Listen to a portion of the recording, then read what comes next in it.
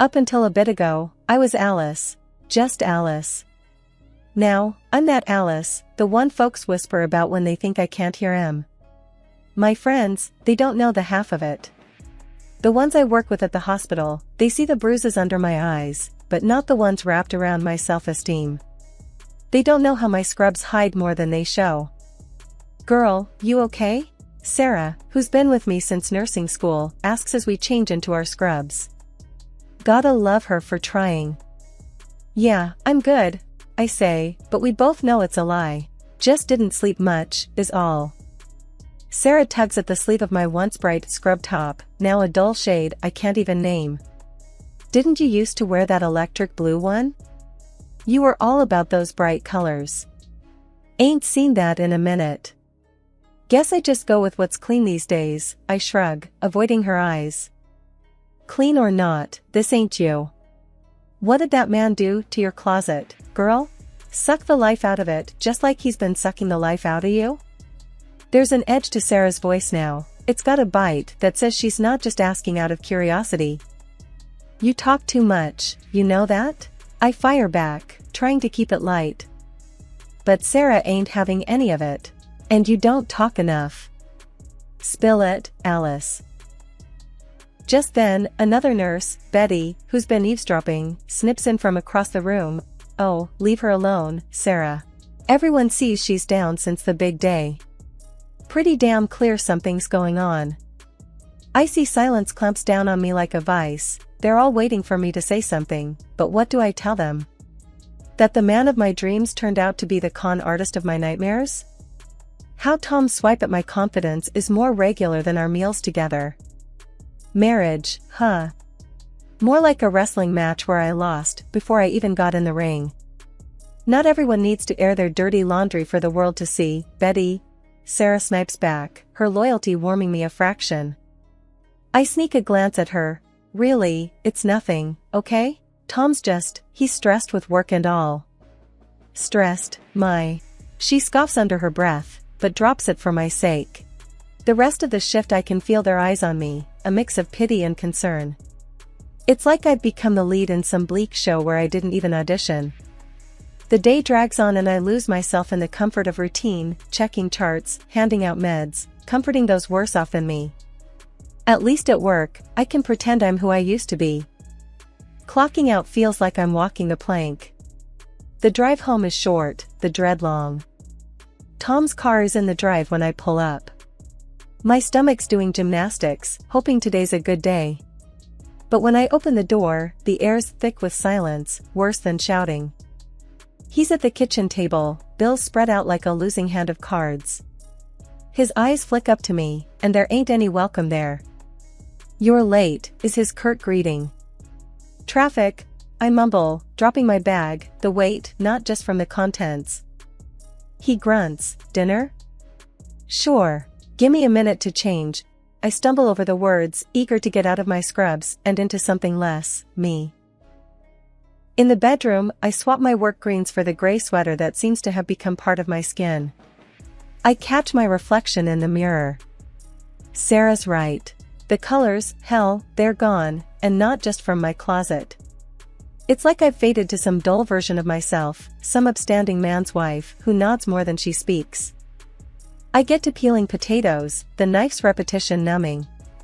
Sometimes I think if I make the meals bland enough, they might just blend into the walls, into the air, and I can fade out with them, stop feeling like a damn fool for marrying a man whose sweet nothings turn sour as milk.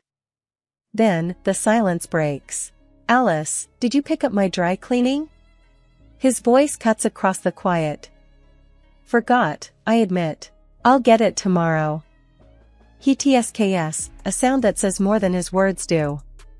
"Never mind, I'll do it myself. Unlike some, I actually get things done." I don't argue. I've learned that much. Dinner goes by in a tense truce, me focusing on not stirring the pot, while he eats like it's just fuel. No words about the food, no words about us.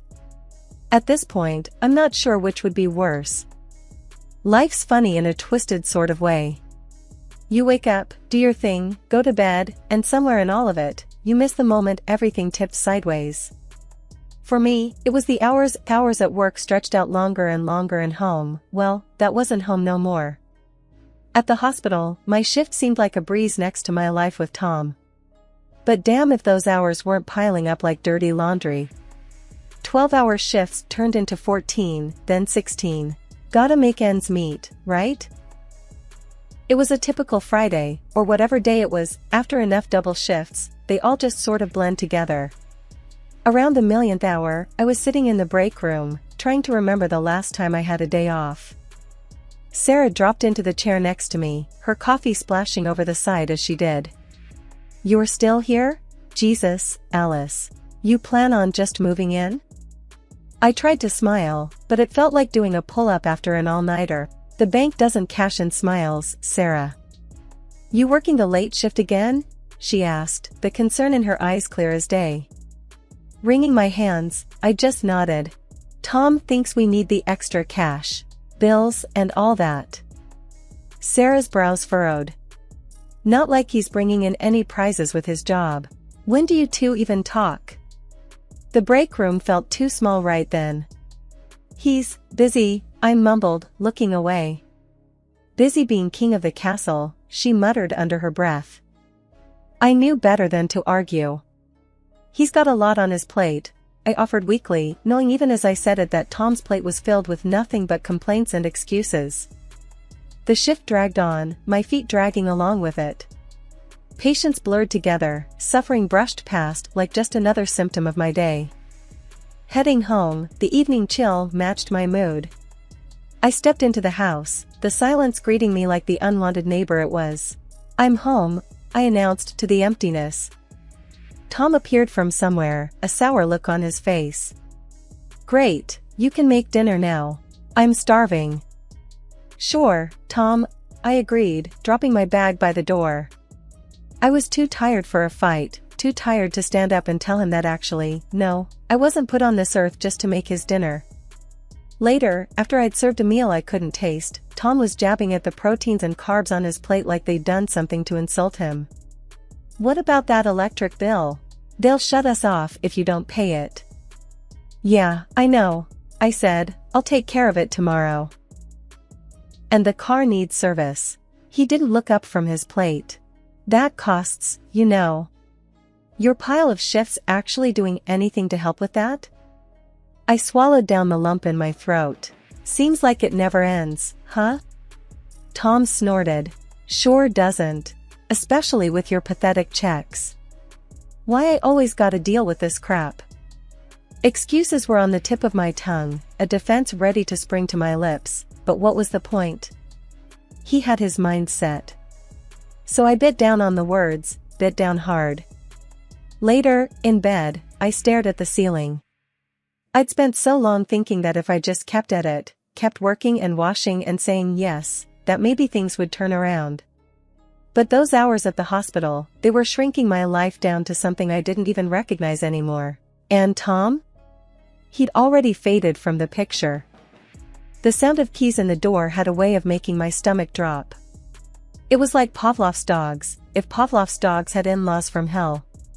Carla and Martin, Tom's folks, had this knack for showing up just when I felt I was about to catch my breath. I hear them before I see them, their voices cutting through the silence of my supposed sanctuary. "Alice, darling, I hope we're not intruding," Carla calls out, and yeah, she knew she absolutely was. "I made some coffee, Alice dear. Hope it's not as weak as last time," Martin chimed in, and I couldn't help the eye roll. Not that they'd even notice if they saw it.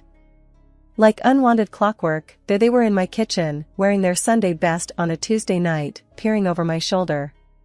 "Have you done something new with your hair, Alice? It just seems so limp." Carla's words are like sandpaper, all grit, and no care. Martin, not wanting to be left out of the insult party, adds his bit.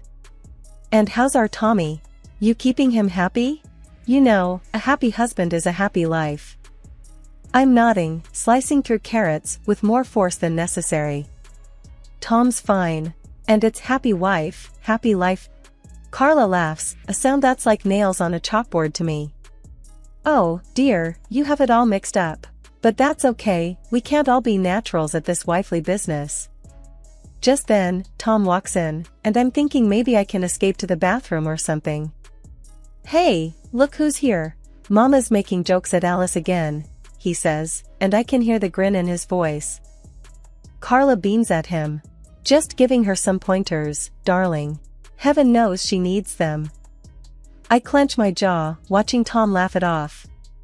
"Alice, babe, why don't you freshen up a bit? You look tired." It's like I'm not even there and they're discussing the weather or something equally as bland as Tom asks his parents about their day like I'm the help who's just left the room. Later, after what feels like the longest evening of my life, I'm scrubbing at a pot thinking, I can't do this anymore. I'm about to break, about to say something, when Tom leans against the doorframe. "Come on, Alice, don't be like that. It's family." "Family doesn't make you feel like crap, Tom." "Maybe not in fairy tale land, Alice. But in the real world, you gotta take the rough with the smooth," he says, and I can tell he thinks that's the end of it. "And when's the smooth coming exactly? Because I've had a rough few months," I shoot back, my voice is sharper than I intend. Tom throws his hands up and walks away. "You're being dramatic." Dramatic. That word bounces around my skull as I lie down on the couch because the bed feels like it's on another planet right now. Is it dramatic to want some peace? Some respect? Is it dramatic to not want to listen to your husband and his parents talk about you like you're just a piece of furniture, a piece that's not quite to their taste? I found out about the missing cash when I was at the counter trying to buy a sandwich. My hand dug around, touching nothing but gum wrappers and old receipts. Back home later that day, I cornered Tom in the kitchen. Sink piled high, air thick with silence. "Tom, did you borrow cash from my bag?" He didn't even pause, stacking dishes with a clatter. "Yeah, I needed it." I took a breath, counting to 10. Didn't help much. Needed it for what exactly?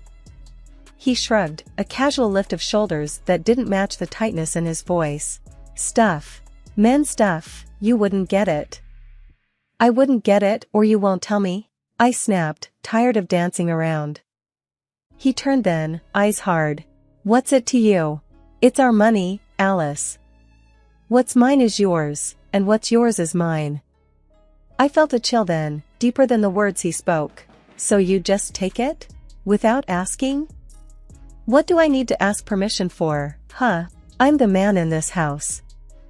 There was that word, man, like it explained everything. But mostly, it just explained why I felt alone even when he was right there. So what, I just have to guess when my stuff will go missing now? He glared, and a part of me wished he'd just yell instead of looking at me like that. "You get what you give, Alice. Remember that." I wanted to scream, throw something, anything to show how this felt. But I was so damn tired. "You think I don't give? Look around, Tom. Look at this house, at me. I give till it hurts." He didn't reply, turning back to the sink, and we both knew he had nothing to say. I left him there with his mess, our silence loud enough to shake the walls. I sat on our bed later, sorting through bank statements. Numbers danced before my eyes, refusing to add up. It wasn't just the cash from today. It was more. "Can't sleep?" Tom stood at the bedroom door, voice empty of whatever made people human. "Just trying to make sense of our accounts. They're all over the place." He leaned against the door frame, a shadow. "Maybe you're the one spending without telling." A laugh escaped me before I could lock it up. It wasn't even a good one. "Right. Me. You got me, Tom." "I've been buying, what exactly?" "Because I still wear the same clothes, still eat the same food." "You're getting sarcastic now?" He crossed the room, throwing himself into the chair by the window. "Not a good look on you."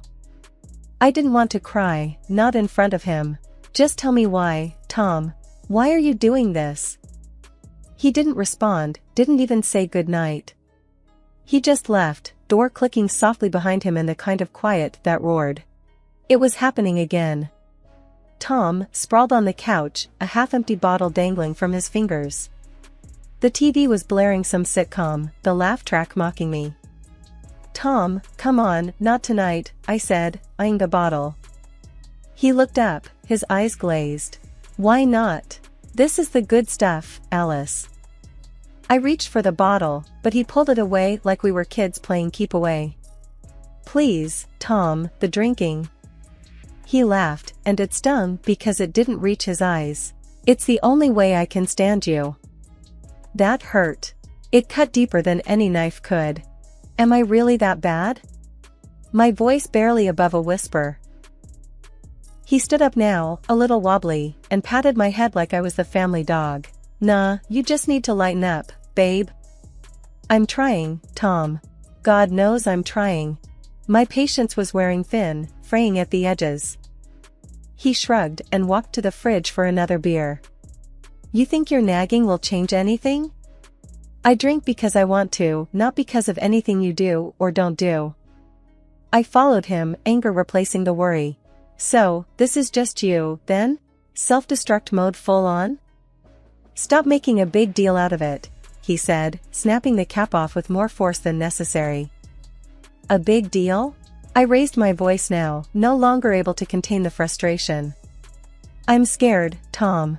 You're drunk every night, and we're losing us. Us? He laughed loud and hard, but it was as hollow as our bank account. Honey, us checked out a long time ago. My heart was pounding now, each beat screaming at me to do something, anything. So, what? We just pretend? Laugh along with the sitcoms while our life turns into some trashy drama? He leaned close, his breath sour. Nobody's asking you to play pretend, Alice. You don't like it, there's the door. That stung, that he could just throw me away. After all, we've been through. If it's so easy for you, why don't you leave? He snorted and grabbed his jacket. Maybe I will. Have a night out, away from this prison. Go then. See if the bar crowd can put up with your crap, I said, my voice harsher than I meant it to be. The door slammed, echoing in the empty house. I blinked back tears. This wasn't just about the drinking. It was about respect, about love, and whatever was left of our marriage. And I sat there on that too quiet evening, the fake TV laughter rolling over me, asking myself when we'd become such strangers, wondering if the laughing had ever been real. My apartment, a tidy little place downtown, was a piece of my independence. I inherited it from my Aunt May, a spitfire of a woman who never married and always used to say, a woman needs her own set of keys. I rented it out mostly, a little bit of cash flow that didn't depend on Tom. Then one day, Tom says to me, I got this project, gonna be working late. Cancel the lease. I need a spot to crash. Didn't sit right with me, but I did it, told the tenants it was family emergency stuff. A couple weeks in, I get this itch in my brain, like something's off. I'm not nosy by nature, but I need to see. So, I head over to the apartment, mid-evening. I had the spare keys since Aunt May's time. I walk in, and there it was, a whole other life sprawled across my inherited linoleum. Tom, with some woman I don't know, too cozy in the apartment that once belonged to my aunt. My heart didn't just break, it snapped like cheap plastic. His head turns, that grin spreading across his face. The kind of grin that means trouble. Why so surprised, Alice? It's not like you're fun anymore. Something in me went cold, like the freezer where Aunt May used to keep her vodka. Fun, I spat the word out like it tasted bad. So this is your idea of a late night at work? He yawned, stretched like he wasn't just caught in the wrong. Relax, Alice. It's nothing serious. Just blowing off steam, you know? I looked past him at her, sitting on the edge of the bed, grabbing at the sheets. You two have fun, I said, the words sharp as the keys in my pocket. Then I turned, marched myself straight out of that apartment, the door slamming shut like a gavel coming down. Tom just laughed, that ugly laugh of his, as I walked away. But that apartment? That little space was the last thing Aunt May left me. It was supposed to be my safety net, not a web of lies. And in that moment, I saw the whole thing for what it was, a farce. Tom never wanted a place to work late, he wanted a playground. I wasn't gonna be the fool in his game. Not anymore. That was the revelation, not just Tom and his mistress, but the truth that my keys, my independence, was the real love affair I needed to rekindle. Walking into what used to be our home, the place felt suffocating. There I was, in the thick of it all, forcing myself to skim through years stuffed in drawers and closets. Each shirt I folded was like turning a page I had read two wrong times. Every piece folded was another "I'm done." I didn't even need the heavy air to tell me, every corner of that place was yelling it at me anyway. The dusty photo frames caught my eye, and for a hot second, I considered wiping them clean. But, nah, let the past catch dust. I pulled out the suitcase, the one with a broken wheel, oh, the irony, and started packing up. "Hey, you're making quite a racket there, aren't ya?" His voice cut through from the living room, pulling up memories I'd rather keep boxed up. "Just packing what's mine," I called back, my voice steady. "Taking the good wine glasses?" he jabbed, half interested. "Don't need 'em. You can toast to your crap alone." A grunt from him, and the sound of his boots on the tile. I kept my focus on the suitcase, no, not even a glance his way. "Where you gonna go?" he tossed out, casual, like he's asking about the weather. Away. That's all he needed to know. "Need some cash?" The offer was flippant, almost mocking. "Keep your money." My voice was ice. "I'm good." He grunted again, coming closer. "Never thought you'd walk out." "Neither did I. Surprise, surprise." "This how it's gonna be, then?" "One foot in front of the other," I replied. That much was clear to me. A scoff.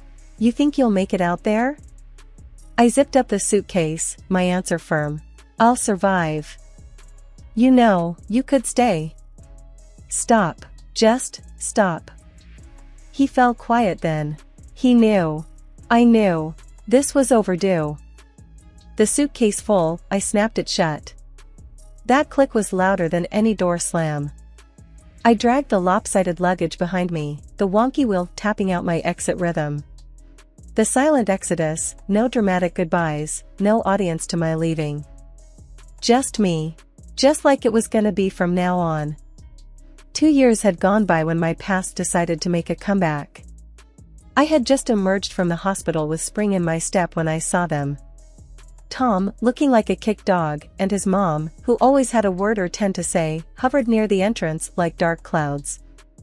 "Alice," Tom broke out, sounding like he owned the place, which was rich, considering the mess he'd left me in.